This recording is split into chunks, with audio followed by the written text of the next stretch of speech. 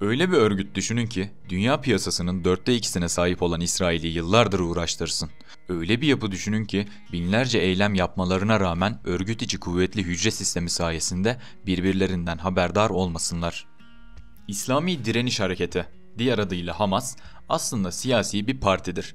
Partinin adı kendi isminin kısaltmasından gelir. Hamas'ın hem siyasi hem de askeri olarak iki kanadı vardır. Askeri kanadından İzzettin el-Kassam Tugayları sorumludur. Parti 1987 yılında Şeyh Ahmet Yasin tarafından ilk ayaklanma sırasında kurulmuş, kuruluşundan günümüze Katar, İran gibi büyük devletler desteklemiş, hatta ilk kurulduğu zamanlarda İsrail'in Hamas'ın rakibi olan El Fetih örgütünü ikiye bölmek için bile desteklediği iddia edilmiştir.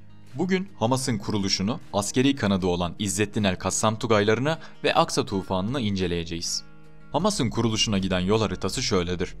Önce Mısır'da kurulan Müslüman Kardeşler Hareketi, daha sonra 1940'lı yıllarda Filistin'de de çok geniş kitlelere ulaşmış ve çeşitli kültürel faaliyetler başta olmak üzere siyasi hareketlerde de bulunmuştur.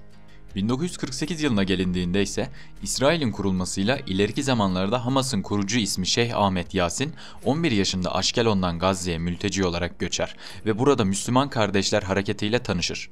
1950 yıllarında Mısır Başkanı Cemal Abdülnasır, Müslüman Kardeşler Hareketi'ni yasaklasa da örgüt Gazze'de gizli gizli faaliyetlerine devam eder. Hatta sırf bu yüzden Şeyh Ahmet ara sıra hapse bile girip çıkar. O dönemlerde Şeyh Ahmet ve Müslüman Kardeşler Örgütü'nün faaliyetleri tamamıyla kültürel faaliyetler olup camilerde, okullarda, gençlik kamplarında, kısaca ortak toplum alanlarında vaazlar vererek kendi sempatizanlarını bu dönemlerde kazanmaya başlarlar.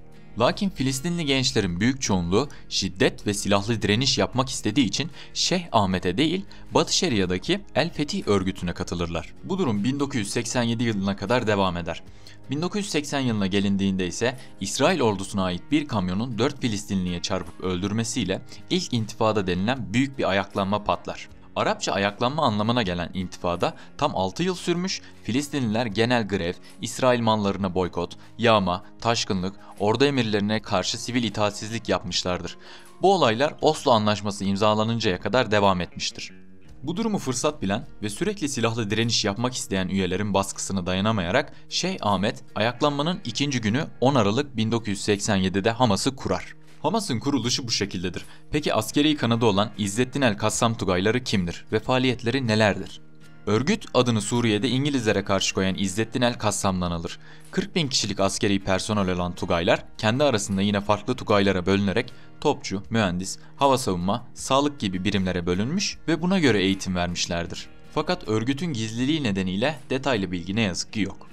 Örgüt askerlerine dini eğitim, yakın dövüş, çeşitli silah kullanma, bomba ve patlayıcı yapımı, sağlık gibi eğitimler vermektedir. Bunun yanında bazı örgüt üyelerinin Lübnan'a, Suriye'ye ve Mısır'a gizlice gidip eğitimler aldığını biliyoruz. Nitekim haberlerde sık sık konu olan yeraltı tünelleri zaten bu işler için kullanılıyor. Silah envanterine baktığımızda ise 3 kilometre menzilli Kassam 1, 10 kilometre menzilli Kassam 2, 20 kilometre menzilli Kassam 3 ve Aksa Tufanı operasyonunda kullanılan M75 gibi 75 kilometrelik menzilli roketler de vardır. Bunların yanı sıra İran ve çeşitli ülkelerin verdiği 75 kilometre menzilli M302 füzeleri de mevcuttur.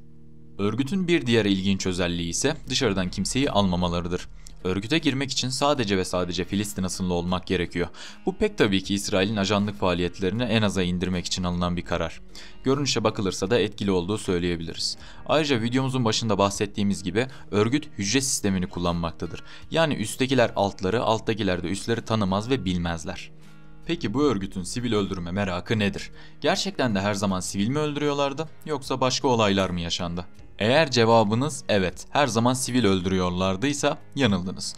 Çünkü Kassam Tugayları kuruldukları ilk zamanlar İsrail askerlerini ve güvenlik güçlerini hedef almaktaydılar. Ta ki bir İsrailli Halil İbrahim Camisi'ne saldırı düzenleyip 29 Filistinliyi öldüresiye kadar. Bu olay tarihe Halil İbrahim Cami katliamı ya da El Halil katliamı olarak geçti. Katliam 25 Şubat 1994 günü radikal bir Yahudi olan Baruch Goldstein isimli ABD kökenli şahıs Batı Şeria'daki Halil İbrahim Camisi'nde gerçekleştirmiştir.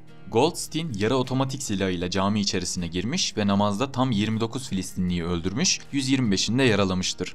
Olay sonrası Goldstein camideki Müslümanlar tarafından darp edilerek öldürülmüştür. Bu olaydan sonra Hamas artık sivilleri de hedef alıp canlı bomba eylemleri düzenlemeye başlar. İşte onlardan bazıları ve en büyükleri. 19 Ekim 1994 tarihinde İsrail'in başkenti Tel Aviv'de meydana gelen bir intihar saldırısı sonucunda 22 kişi öldü. 4 Eylül 1997 tarihinde Hamas militanlarınca gerçekleştirilmiş Kudüs'teki Ben Yahude Caddesi'nde meydana gelen intihar saldırısı sonucunda 8 kişi öldü. 9 Ağustos 2001 tarihinde Kudüs'teki restoranda meydana gelen intihar saldırısı sonucunda 7'si çocuk, 15 kişi öldü ve 130 kişi yaralandı. 1 Haziran 2001 tarihinde Tel Aviv Dolfinarium kapısında meydana gelen intihar saldırısı sonucunda yaşları 14 ila 21 arasında değişen 21 kişi öldü ve 120'den fazla insan yaralandı. 2 Mart 2001 tarihinde Kudüs ve Hayfa'da meydana gelen 4 farklı patlamada 26 kişi öldü. 9 Mart 2002 tarihinde Kudüs'te bir kafeteryada düzenlenen intihar saldırısı sonucunda 11 kişi öldü, 54 kişi yaralandı. 31 Temmuz 2002 tarihinde İbrani Üniversitesi'nde meydana gelen intihar saldırısı sonucunda çoğu Amerikan vatandaşı olmak üzere 9 kişi öldü ve 100'e yakın insan yaralandı. Tüm bu saldırılar sonucunda Kanada, Avrupa Birliği, Amerika Birleşik Devletleri, Japonya, Hamas'ı terör örgütü listesine aldılar. İsrail artık daha fazla savunma yapmaktansa köklü bir strateji değiştirerek topyekün bir savaş açtı ve 22 Mart 2004 yılında düzenlediği hava saldırısı sırasında Şeyh Ahmet Yasin'i öldürdü. Kaynaklara göre Şeyh Ahmet sabah namazından eve dönerken İsrail bu saldırıyı gerçekleştirmiş, Şeyh Ahmet ve korumaları toplam 9 kişi orada ölmüştü. Hamas'ın başına ikinci resmi kurucu olan Abdülaziz El-Rantisi geçer, lakin çok geçmeden İsrail onun da arabasına füze saldırısı düzenleyip 17 Nisan 2004 tarihinde öldürür.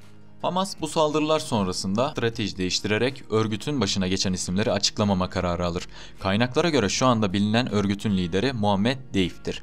Hakkında doğru düzgün bilgi olmamakla birlikte bilinen tek fotoğrafının 2000 yılına ait olduğu biliniyor. İsrail Muhammed'i defalarca öldürmek istemiş ve toplam 5 suikast düzenlemiştir. Muhammed 5 suikastin 5'inden de canlı çıkmayı başarmış, bu yüzden ona 9 canlı lakabı takılmıştır.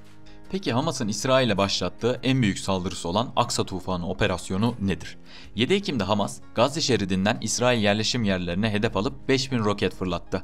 Ardından da Gazze şeridine yakın olan yerleşim yerlerine sızıntılar gerçekleştirdi. Bu operasyonun başarılı olması dünya kamuoyunda Mossad'ın başarısızlığı olarak değerlendirildi.